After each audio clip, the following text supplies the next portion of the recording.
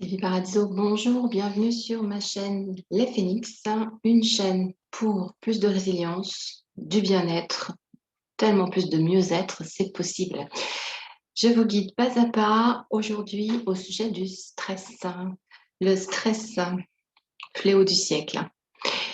Ça concerne tout le monde de toute façon, hein, mais de manière assez importante, assez impactante, assez handicapante, ça concerne quand même beaucoup, beaucoup de personnes. Qu'est-ce que c'est que le stress? Le stress, c'est quand on court tout le temps, quand on se sent dépassé, quand on a l'impression que la tête ne fonctionne plus comme il faut, que le corps est en train de s'épuiser, on se sent vraiment pas bien dans sa peau, on a l'impression qu'on ne va jamais y arriver. Le stress, c'est de répondre à des injonctions de il faut faire plus, il faut faire mieux, il faut faire, il faut dire oui, il faut. C'est ça le stress et qu'on a l'impression qu'on n'a pas le choix. Il y a aussi les formes de stress où un événement arrive et on est tellement dépassé, au moins sur l'instant, par cet événement, c'est toujours pareil, on n'a pas le choix parce que l'événement est là, il faut réagir, mais on ne sait pas quoi faire, on ne sait pas comment, on ne se sent pas bien, ça palpite dans tous les sens, on a le cerveau qui s'embrouille. C'est ça le stress. Alors le stress, c'est quelque chose de bénéfique quand c'est une alerte de la part de notre cerveau qui est en train de nous dire, attention, il se passe quelque chose, il va falloir agir, réagir. C'est à ça que ça sert le stress, c'est pour ça que c'est si puissant aussi, c'est parce que ça appelle une réaction. Dans les temps ancestraux, c'était une réaction dans les minutes qui suivaient, dans les mêmes secondes qui suivaient, des fois pour sa propre survie. Donc, c'est pour ça que c'est fort. C'est une décharge d'hormones qui nous arrive avec tout un système qui se met en route dans le corps, comme le cœur qui s'accélère, le sang qui descend dans les membres pour pouvoir fuir ou combattre. À la base, ça sert à ça. Évidemment, de nos jours, ce n'est pas très utile, hein. Même, c'est très nuisible parfois, mais quand même, avec cette alerte que, attention, il se passe quelque chose qui n'est pas très bon. Donc, il faut réagir. Il vous arrive un événement euh, qui vous pose problème, il faut réagir. C'est ça que ça veut vous dire. À partir du moment où on va passer à l'action, on va décharger tout ce que le corps a reçu comme hormones, ça va se libérer et tout rentrera dans l'ordre. Le problème avec le stress, c'est quand il devient chronique, quand on n'arrive pas à l'éliminer, à éliminer toutes ces toxines qu'on a dans le corps en fait, quand on n'arrive pas à prendre le dessus, quand on n'arrive pas à se reposer. Là, ça devient tellement problématique que ça peut vous empêcher de dormir la nuit, que ça peut vous poser des problèmes d'alimentation, que ça vous crée une fatigue chronique, que ça vous crée de l'irritabilité chronique, des frustrations permanentes, de l'agressivité ponctuelle très forte, donc des problèmes relationnels, des réactions au niveau de la santé. Quand le corps nous parle, c'est pas seulement qu'avec des sensations pénibles de stress, si on ne l'écoute pas, ça va plus loin et ça va s'enchaîner avec des maladies qui peuvent être très graves. Donc le stress, c'est pas à prendre à la légère. Il existe du bon stress, un bon coup de fouet quand on a une situation challengeante mais positive, là c'est très bien. Mais nous, on va s'occuper du mauvais stress, le stress qui pourrait nous pourrir la vie si on n'y prend pas attention. Comme ça m'est arrivé il y a de cela, ça va bientôt faire 3 ans, quand je suis arrivée dans ma maison qui est très isolée, j'ai décidé de prendre un boxer. C'était le troisième boxer que j'aurais dans cette maison. J'ai déjà vécu dans cette maison avant. Un chien que je connais bien, un chien dynamique, un chien qui fait peur, mais bon, un chien normalement qui se gère très bien. Je vous raconterai la suite tout à l'heure, mais ce fut le grand retour du stress dans ma vie. Alors, le stress, vraiment fléau du siècle. La bonne nouvelle, c'est que ça se gère, le stress. Alors, le mieux, c'est faire de la prévention. hein. C'est-à-dire que de ne pas attendre le gros, gros coup de stress qui nous met tellement mal et tellement à plat et qui, peut avoir, des effets très, très embêtants dans notre vie. Ne pas l'attendre. On sait que régulièrement, on est sujet au stress. On constate que malheureusement, on est tombé dans ce qu'on appelle le stress chronique, c'est-à-dire qu'on est mal dès qu'on se lève.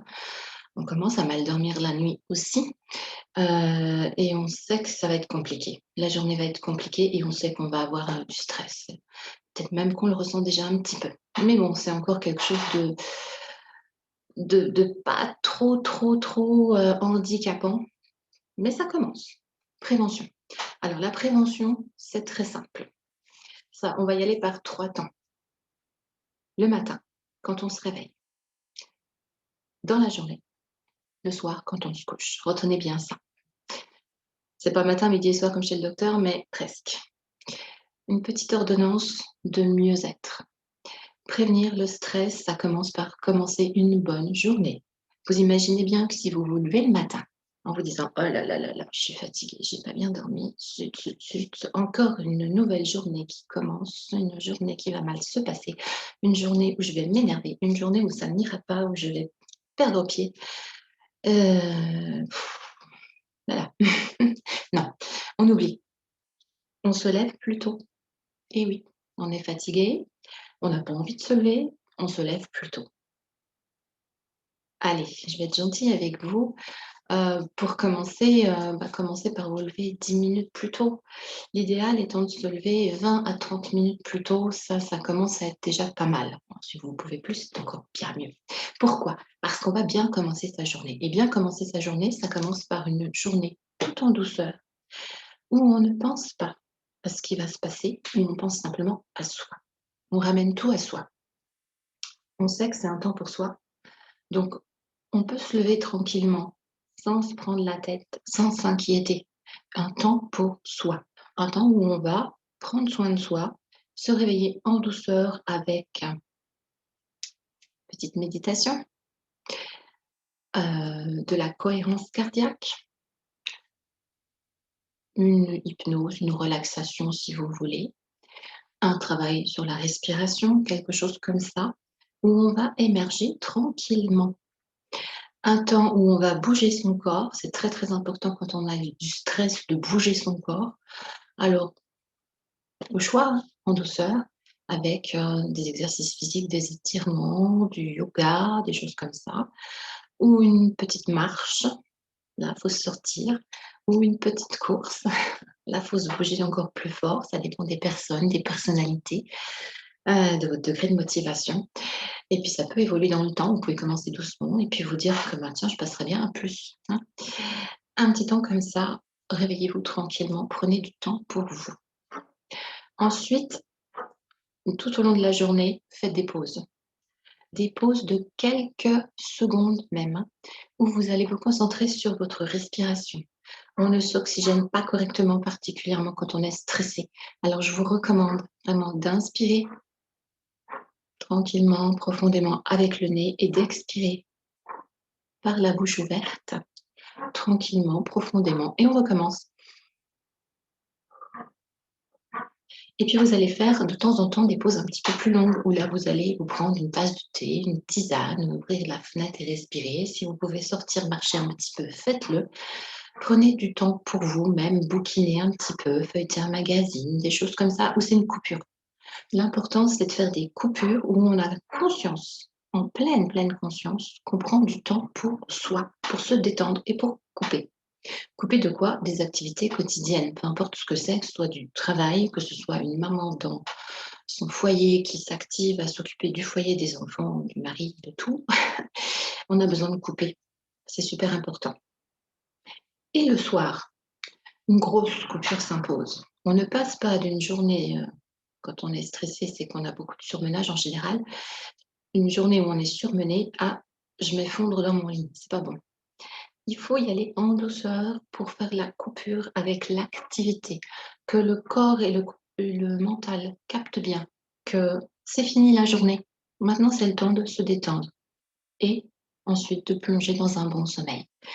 Des activités de détente, selon ce que vous aimez, hein, un peu de lecture, un peu de musique, un petit peu pas trop d'écran, un petit peu de vidéos relaxantes, un petit peu d'écriture, un petit peu de dessin, enfin je ne sais pas, c'est vous qui voyez, mais quelque chose qui va faire une transition et un rituel pour exprimer tous les soirs dorénavant au cerveau: «Attention, maintenant on va dormir».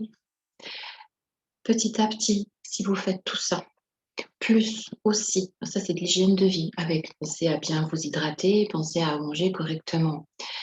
Heu, Ne négligez pas le stress, attention, hein, on est tous pareils, on est des êtres humains, hein, donc de la nourriture, vite fait, mal faite, je bois n'importe quoi, surtout du café parce que je suis fatiguée ou des boissons, bien sucrées pour me donner un coup de fouet. Tout ça, c'est très, très mauvais en vérité. Bien réfléchir à: «Voilà, moi je suis stressée, j'ai besoin de me retaper, de me refaire une santé, j'ai besoin d'une hygiène de vie, donc je vais me forcer à manger correctement et à boire de l'eau parce que seule l'eau hydrate le corps». Et pensez bien que quand on est en stress, quand on est en perte d'énergie, on est déshydraté. Donc il faut vraiment que vous buviez aussi. Et quoi d'autre? Eh bien, une hygiène mentale, je dirais, apprendre l'habitude de prendre des distances par rapport aux problématiques. Analyser les problèmes, se demander quelles pourraient être les solutions. Est-ce que je ne peux pas éviter cette situation qui me met dans le stress? Éviter. Est-ce que je ne peux pas changer quelque chose dans mon attitude, dans mes propos, dans mon comportement, pour voir si ça améliore pas les situations qui sont, génératives de stress pour moi. Voyez un petit peu tout ça, faites le point sur ces événements qui vous impactent négativement et qu'est-ce que vous pouvez y faire? C'est très important parce que quand on est stressé, en fait, on a la sensation qu'on ne peut rien faire, on se sent victime. Or, en général, c'est pas du tout le cas en vérité. Alors, je vais reprendre ma petite histoire de ce boxer que, j'ai fait rentrer dans mon foyer il y a 3 ans. Mon Dieu! Donc comme je vous disais, c'était mon troisième boxer. Je connais bien cette race-là. Je suis, de toute façon une personne qui vit avec beaucoup de chiens. J'ai été éleveuse, jusqu'à peu, j'avais encore 6 shih tzus de mon élevage. Actuellement, bon, j'ai perdu une petite puce, donc il m'en reste quand même encore 5. Mais à l'époque, donc j'avais mes 6 shih tzus et ce bébé boxer de 2 mois et demi, 3 mois, qui arrivait dans le foyer. Quelque chose de très normal pour moi. Alors ce chien s'est avéré être hyperactif. Je n'avais jamais eu de chien hyperactif. J'ai une formation de comportementaliste, et de dresseuse, pour les chiens. Alors je connaissais, le cas, mais je n'en avais jamais eu et je vous assure que quand c'est et un hyperactif et un chiot, parce que déjà un chiot, un chiot de grosse taille, hein, bon, ça bouge, hein, surtout ce genre de chien. J'ai eu beaucoup, beaucoup, beaucoup de stress, parce que, ben, comme vous le voyez, je fais des vidéos. À l'époque, bah, j'en faisais déjà beaucoup, beaucoup et puis je fais des accompagnements, donc j'avais aussi beaucoup de personnes à accompagner, des personnes en dépression, des personnes en burn-out, des personnes en fortes angoisses et cetera. Enfin, on peut pas se permettre non plus d'être dérangé en permanence par un chien qui fait des bêtises sur bêtises sur bêtises que vous pouvez pas vous, rester l'esprit tranquille pendant, 3 minutes sans vous dire qu'est-ce qu'elle est encore en train de faire comme bêtise et des grosses, hein. Voilà, ça c'est l'histoire du retour du stress. Alors comment j'ai géré le stress? Il existe une technique épatante que j'adore, qui s'appelle la cohérence cardiaque. C'est une technique de respiration que je vous recommande en prévention et sur le coup, quand ça va pas. Qu'est-ce que c'est? On va rentrer en cohérence, en alignement total avec soi-même, cerveau, cœur, en indiquant ainsi au cerveau que, bah, tiens, puisque l'intérieur c'est aligné, c'est calme, bah, en fait, c'est peut-être que, bon, tout va bien finalement et le cerveau va se calmer, le mental va se calmer, calmer son mental. Vous inspirez 5 secondes, vous expirez 5 secondes et vous recommencez. pendant 5 minutes. Vous avez plein de vidéos sur YouTube qui vous aident avec des petites choses qui montent, qui descendent. C'est vraiment épatant. Et 5 minutes, c'est long. Quand vous êtes vraiment stressé, vous le faites, hein. Je vous garantis que vous le faites parce que vous sentez vraiment que ça fait du bien énormément. C'est 3 fois par jour. Donc, j'ai repris cette cohérence cardiaque que j'avais déjà fait quelques années auparavant en situation de burn-out. 3 fois par jour pendant 5 minutes, je le faisais. Et là, je l'ai recommencé grâce à ce boxer.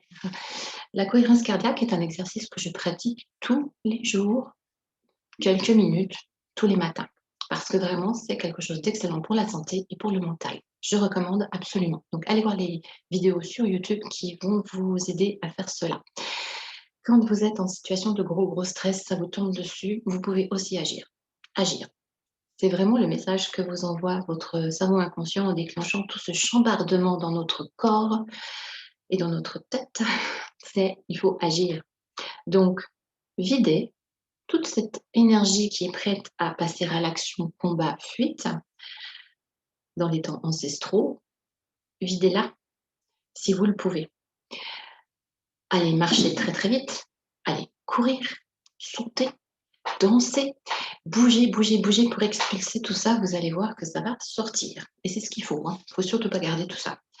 Hein, on peut être tétanisé de stress, surtout si il y a du monde autour de nous, et garder tout ça en nous, et ça va nous empoisonner l'organisme et le mental. Si vous avez du monde autour de vous, vous pouvez aussi agir discrètement. Voilà. Si vous partez vous isoler quelques instants, c'est parfait. Mais même devant tout le monde, on peut très bien se concentrer sur sa respiration.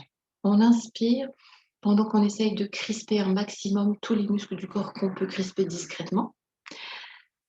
Et quand on va tout relâcher, on va détendre son corps, ses muscles en même temps. Ça va faire un petit peu comme l'effet de passer à l'action, de bouger son corps en plus discret, hein. Donc, vous tendez un maximum tout ce que vous pouvez du muscle de votre corps tout en inspirant. Et puis vous soufflez discrètement s'il le faut. Et si vous pouvez le faire un peu moins discrètement, c'est encore mieux. Vous soufflez, vous relâchez tout. Vous faites ça 2, 3, 4 fois et vous allez vous sentir mieux. Vous enchaînez ensuite avec une respiration profonde pour apaiser le corps et le mental. J'inspire par le nez, j'expire par la bouche. Au début, ça va être compliqué de le faire profondément parce que le propre du stress, c'est d'avoir une respiration saccadée très courte. Petit à petit, vous allez pouvoir guider la respiration, l'allonger.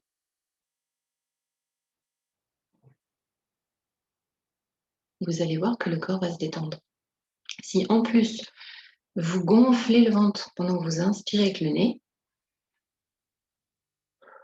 vous dégonflez le ventre pendant que vous expirez avec la bouche, ça va encore améliorer l'oxygénation du corps et ça va vous faire le plus grand bien. Alors, vous pouvez aussi faire une technique un petit peu plus longue, mais à la limite même discrète. Voilà, on se tient comme ça peut faire le penseur. Vous avez une main derrière la nuque, une main sur le front, vous pressez, pas trop fort, mais vous pressez quand même. Vous fermez les yeux, ça va vous détendre. L'idéal étant de rester comme ça plusieurs minutes. Vous y ajoutez une respiration de plus en plus détendue avec le nez, la bouche, plusieurs minutes. Et quand on lève les mains, moi je ne l'ai même pas fait une minute là, mais on sent, ça fait du bien.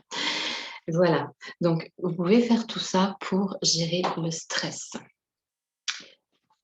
Pour aller plus loin, si vous le souhaitez, je vais concocter un programme qui dure,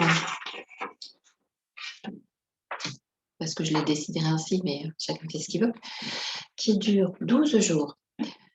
6 vidéos d'à peu près 20 minutes chacune, d'exercices pratiques comme ce que je viens de vous montrer par exemple. Il y a des méditations, il y a du travail de respiration, il y a de la visualisation, il y a une hypnose, enfin, il y a plein de choses qui vous aident à vous sentir dans un bien-être vraiment impactant et très agréable et Ça fait comme une cure si vous voulez. Au bout de 12 jours, vous avez comme une cure de bien-être qui vous a envahi, qui vous a amélioré votre état de stress chronique si vous l'avez, qui vous permet de prévenir les crises de stress, les stress qui vous tombent dessus régulièrement. Et petit à petit, en continuant après l'envoi des vidéos, en continuant à travailler certains exercices que vous aimez bien, eh bien, vous allez vous sentir de mieux en mieux. C'est évident. Accompagné d'un cahier d'exercices. Alors, j'envoie une vidéo, toi j'envoie, je poste sur un groupe Facebook privé une vidéo. Il y a un cahier d'exercices, donc une vidéo, un jour d'exercice. Vous avez 2 jours en fait pour faire tout ça. L'idéal étant de refaire la vidéo une seconde fois. Au bout du 3e jour, j'envoie la 2e vidéo. Vous avez le même cahier d'exercices pour les exercices suivants et petit à petit, bien guidé par moi, je vous explique pour les exercices, du cahier, vous allez vous pencher sur gérer votre stress, devenir autonome par rapport à ça, avoir des outils pour vous sentir de mieux en mieux. Si ça vous intéresse, vous cliquez sur le lien indiqué sous la vidéo. Ça va vous amener sur mon site internet où se trouve cette page de programme bien-être. Ça s'adressait à l'origine, parce que c'est un programme que j'ai créé il y a 3 ans justement, bien inspiré par mon propre cas. Ça s'adressait à l'origine aux femmes, particulièrement parce que les femmes souffrent beaucoup de stress du fait qu'elles s'occupent aussi beaucoup des enfants, qu'elles ont des doubles journées.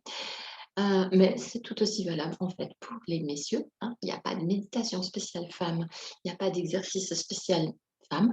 C'est valable pour tout le monde. Si ça vous intéresse, si vous souhaitez faire quelque chose pour gérer votre stress, pour ne pas en arriver à des situations extrêmes de gros problèmes de santé, de gros problèmes psychologiques, je vous invite fortement à tester ce programme. Moi, je l'adore. Voilà, si vous avez des remarques, des questions, eh bien, n'hésitez pas.